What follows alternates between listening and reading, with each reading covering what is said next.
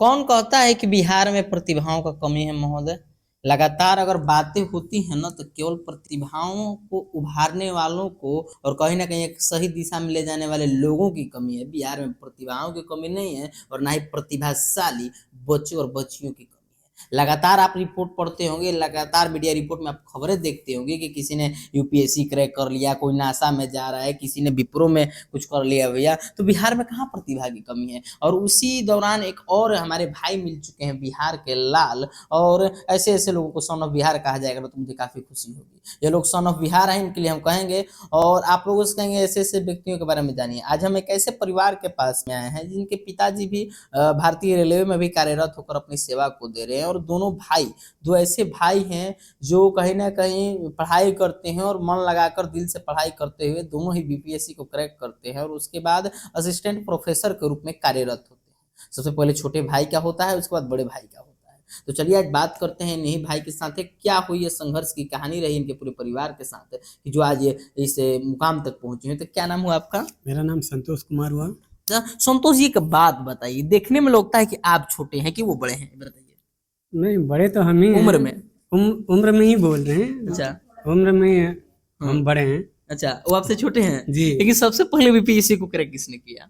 BPSC को crack तो सबसे पहले रिजल्ट इसी का है, पहले तो इसी ने क्रैक किया। छोटे भाई ने ही किया, उसके बाद आपने किया जी। एक बात बताइए कि अब हमारे दर्शकों को ये बताइए कि जिसके एग्जाम को आपने निकाला है, उस एग्जाम को कहीं ना कहीं उसका आयोजित करके उसकी परीक्षा बीपीएससी ने ली है, लेकिन किस विभाग का एग्जाम रहा? ये department of science and technology का एग्जाम था ये। अच्छा, बीपीएससी ने लिया था जी। और यह दोनों भाई और आपके भाई भी उसी डिपार्टमेंट में हैं? जी। चलिए, बेहद ही अच्छी भाई है भाई। सब घर से अगर इंजीनियर निकलने लगे तो बहुत बढ़िया है। और साथ साथ बता दें कि आज खास बातचीत के दौरान आज हमारे साथ हैं और बहुत ही बढ़िया युवा का नेतृत्व करते हैं, युवा सोच को सलाम करते हैं। तो हमारे साथ है इंजीनियर विशाल कुमार कुशवाहा जी। विशाल भैया, ढेर सारी शुभकामनाएं हैं आपको, क्या आपके मित्र हैं लोग? बहुत बहुत धन्यवाद, बधाई। और आज जिले में उत्सव का विषय है। अच्छा, होली में दोगुना खुशी हुआ। तो क्योंकि होली के समय रिजल्ट आया था। होली के समय। तो बड़े मियाँ छोटे मियाँ सुभान अल्लाह। एक बात बताइए, आप भी कहीं ना कहीं इस इंजीनियरिंग वाला विभाग से जुड़े हुए व्यक्ति हैं और लगातार कहीं ना कहीं अभी तो ये इंजीनियर थे टेक्निकल वाला, मैकेनिकल वाला, लेकिन अब इंजीनियर बन गए समाज के, जिनके में जंग लगा हुआ है, जो खराब बुरा इंजीनियर हो जा रहा है आजकल समाज में, उसको भी ठीक करने का काम कर रहे हैं। बिल्कुल, ये जरूरी है कि समाज में जो लोगों में आज बेरोजगारी एक महामारी की तरह है, परिवार को और नौजवानों की क्या स्थिति में लाया। उस दौर में बेस्ट ऑफ बेस्ट एग्जाम जो बीपीएससी का होता है, उसमें अपने आप को साबित करना यह जिले के लिए बहुत और नौजवानों के लिए एक मैसेजेबल चीज है। नौकरी की इस महामारी में जहाँ नहीं आ रही है, तो सोचिए कि किस इफिशियंसी से ये लोग पढ़े होंगे। कोई 0.01 से छटता है, 0.1 से छटता है, 0.02 से छटता है, उसमें अपने आप को सिलेक्ट कराना। और इंजीनियरिंग करने के बाद मतलब अब इंजीनियरिंग ग्रेजुएट को अब तैयार करेंगे, बतौर कॉलेजों में जाके प्रिंसिपल बनेंगे जी। और हर कॉलेज में जिलेवार कॉलेज है, तो यह नव समाज को निर्माण में इनकी बहुत योगदान होने वाली है। तो चलिए, कहीं ना कहीं कुम्हार है जो नए समाज का गठन करेंगे, उसको नया रूप देंगे। तो इनके सबसे पहले छोटे भाई से बात करते हैं। आपका क्या नाम हुआ? मेरा नाम शशि कुमार। बताइए, भैया से पहले आपने बाजी मार लिया जी। और एक बात बताइए कि अभी आप कहाँ कार्यरत है? मैं राजकीय अभियंत्रण महाविद्यालय जहानाबाद में भी कार्यरत हूँ। अच्छा, आपने कब निकाला था, किस वर्ष? ये 2020 की वैकेंसी थी, मेरा रिजल्ट 2022 में आया। अच्छा, और आपने 23 में लाया जी। चलिए, लगातार कहीं ना कहीं। चाची जी, एक बात बताइए, आपके दोनों बेटे, एक 22 में लाता है, एक 23 में लाता है, और कहीं ना कहीं आपके लिए खुशी का विषय, कैसा महसूस कर रही है? बहुत खुशी की बात है। अच्छा, और इधर उनके पापा भी हैं। क्या नाम हुआ चाचा जी आपका? मेरा नाम राजेंद्र राम है, मैं रेल कर्मी हूँ, साउथ ईस्टर्न रेलवे वर्कशॉप का। जी, अभी कहाँ कार्यरत हैं? मैं खड़गपुर में कार्यरत हूँ। अच्छा, वेस्ट बंगाल। चलिए ठीक है, आपके बताइए, आपके दोनों ही बच्चे, पहले छोटा वाला कमाल करता है, उसके बाद बड़ा वाला आपको एक बढ़िया सरप्राइज देता है, और कहने के एक ऐसे क्षेत्र में जाते हैं जिस समय भैया बात कीजिए वास्तु स्थिति की, तो रोजगार को लेकर पूरा हंगामा होता है। युवा भी कहते हैं कि हमें रोजगार नहीं मिल रहा है, और हमें ऐसे ऐसे बच्चों को देख लगता है कि जो प्रयास नहीं कर रहा है ना, उसको नहीं मिल रहा है। वो आगे की बातें हैं, वही बात है। अच्छा, कैसे कैसे आपके लड़के पढ़ाई किए हैं बताइए? बहुत कष्ट किया है कष्ट किया है ना लोग। हाँ, अब मैंने इंग्लिश मीडियम में नहीं पढ़ा है, अच्छा। हिंदी मीडियम में पढ़ा हिंदी मीडियम पढ़ा है। हाँ, लेकिन सबसे बड़ी बात बताते हैं, जिनको लगता होगा ऐसा कि अगर इंग्लिश मीडियम और सीबीएसई के बच्चे बड़े बड़े पोस्ट पर जा सकते हैं और हायर कर सकते हैं बड़े बड़े जॉब को, तो गलत बातें होती है। महाराज ये सब सरकारी बोर्ड वाला है और खासकर बिहार का बच्चा है, ढूंढ लीजिए ना, बीपीएससी निकालना हो चाहे यूपीएससी, कहीं ना कहीं आपको दुगो जरूर मिल जाएगा। तो चाचा जी एक बात बताइए, काफी संघर्ष किया आपके बच्चों ने, आपने सहयोग भी किया, तो जो आगे के जो युवा वर्ग के लोग हैं, आपका तो उम्र हो चुका है, कब सेवानिवृत्त होने वाले हैं आप? बस 3 महीना, मैं जून 23 में सेवानिवृत्त हो क्या जाऊंगा। लगता है अपने बच्चे के प्रति क्या कहना चाहिएगा? मेरा बच्चों को तो बहुत बहुत बच्चे लोग खुश रहें, और उससे बड़ी और क्या चीज है। चलिए, हम लोगों ने अपना जितना देना काम तो था, अपना किया, हाँ, जितना देना था बच्चों को अपना दे दिया।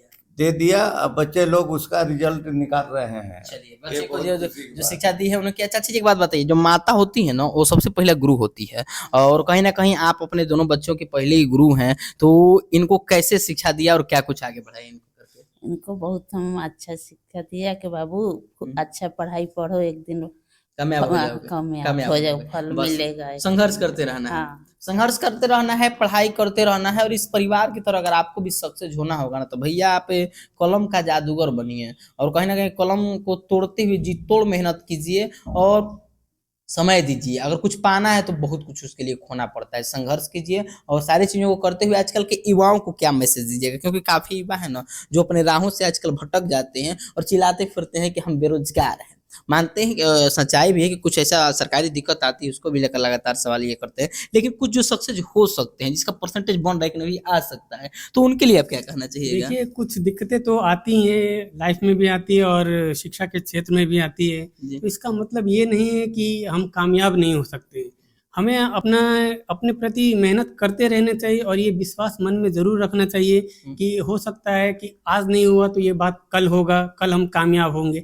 इस क्षेत्र में हमें मेहनत करते रहना चाहिए चलिए, जब तक हम सफल ना हो। जब तक सफल ना हो तब तक मेहनत जारी रखना है। लेकिन अब अगला बात, ये लोग तो भैया सरकारी कहीं ना कहीं कर्मचारी बनेंगे या जो भी है, ये सब बच्चों को शिक्षा देंगे, उनकी जो इंजीनियरिंग करेंगे उस डिपार्टमेंट में उनको दिमाग को सही करेंगे, वो अलग चीजें हैं। लेकिन एक इंजीनियर हमारे साथ और है जो सामाजिक इंजीनियर है, इस इंजीनियर के साथ साथ विशाल भैया एक बात बताइए, इनका तो हो गया कि भाई इन्होंने संघर्ष किया, इनको मिला, लेकिन आप चाहते हैं कि नहीं कि जो बिहार के कोई अन्य युवा है वो भी इस क्षेत्र में आए, उनको जागरूक किया जाए, इसको लेकर सरकार को क्या करें? देखिए, सबसे पहले आप जान लीजिए कि इंजीनियरिंग सेक्टर का बिहार में कोई एस्टेब्लिशमेंट कंपनियां वगैरह नहीं है अच्छा। जो अच्छे प्लेसमेंट दे सके। तो ले दे के तमाम बिहार में हर जिले में इंजीनियरिंग कॉलेज खुल गए हैं, लेकिन उनके प्लेसमेंट की व्यवस्था नहीं की गई नहीं है। वो मजबूर हैं बाहर जाने के लिए, और क्या हो रहा है आपके नजरों के सामने है बाहर में बिहार से। तो जो बिहार के बच्चे हैं उनके पास एक ही रोजगार की कंपनी है, हम इंजीनियर बन गए और अब फिर से कंपटीशन क्वालिफाई करके इंजीनियर अब इंजीनियर बनाने का काम। तो इंजीनियर जाएंगे कहाँ? जाएंगे ये कहाँ? बहुत बड़ा टफ टास्क, और इतनी बड़ी संख्या में इंजीनियरिंग तैयार हो रहे हैं, और उसमें ये जो बीपीएससी असिस्टेंट इंजीनियर का एग्जाम होता है इतना टफ हो गया है, क्योंकि बिहार में नौकरी करना है और बीटेक होल्डर हैं, तो यही एग्जाम आपके लिए रास्ता है और यही जीवन का सफल कर सकता यही रास्ता है। लेकिन ये बताइए, जो आज जान लीजिए इंजीनियरिंग ग्रेजुएट ही यूपीएससी नॉर्मल, चाहे आप सिविल सर्विसेज के और एग्जाम को ले लें, कौन ऐसा, चाहे दरोगा के एग्जाम ले लें, मैक्सिमम लोग मिलेंगे, क्योंकि ये मेरिटोरियस होते हैं, मेहनती लोग होते हैं। अच्छा एक बात हमको बताइए ना, ये मेहनत किए थे किसके लिए? इंजीनियरिंग डिपार्टमेंट के लिए, लेकिन आ रहे हैं इधर, ये जाएंगे कहाँ? इतने सारे संख्या में ये चीजें जा रहे हैं, समाज में जो मेहनत करने की जो कैपेसिटी वहां से मिलती है, और हर फील्ड में वो आपको ग्रोथ कराता है। अगर आप कोई भी आप पत्रकार हैं, या फिर हर एक फील्ड में देखिए, अरविंद केजरीवाल है, तमाम लोग हैं, नीतीश कुमार हैं, ये सारे लोग जो एक फील्ड में मेरिटोरियस रहता है वो ऑटोमेटिक सारे फील्ड में चीजें चल रही। तो बेहतर करने की, पढ़ाई लिखाई का इंटेंशन कभी भी नौकरी नहीं होता है। पढ़ाई लिखाई का इंटेंशन होता है कि वो समझदार हो, जागरूक हो, चीजों को अपने तर्क के तराजू पर तौल के देख सके, और उसमें क्या बेहतर हो सकता है इसकी कोशिश करे, जो फील्ड में वो है वो। तो इंजीनियरिंग वो तजुर्बा देता है। चलिए, तो ये थे विशाल कुशवाहा भैया। और देखिए एक बात बताते हैं, इन्होंने सही कहा कि आप लगातार संघर्ष करते रहिए, कमाना खाना वो अलग चीज हो गया, लेकिन कहीं ना कहीं जब आपको शिक्षा मिली है तो सामाजिक ज्ञान को लेकर उसे आगे की ओर बांटते रहें और संघर्ष जारी रखिए, कहीं ना कहीं कामयाब हो जाइएगा। इंजीनियर वैसे बहुत चीज है, लेकिन अगर उधर नहीं सक्सेस होते हैं तो अगर संघर्ष अगर किसी भी क्षेत्र में बढ़िया तरीका से कर रहे हैं अगर भैया, तो कहीं ना कहीं कामयाबी आपको मिलेगी। तो चलिए, एक फैमिली से हमने आपको मिलवाया जो कहीं ना कहीं इंजीनियरिंग ही नहीं सामाजिक के लिए भी काम किए, फैमिली लगातार ये लोग संघर्ष का परिवार है। तो चलिए मिलते हैं संघर्ष के एक अगली वीडियो में, तब तक ले दीजिए हमारी पूरी टीम को इजाजत। धन्यवाद।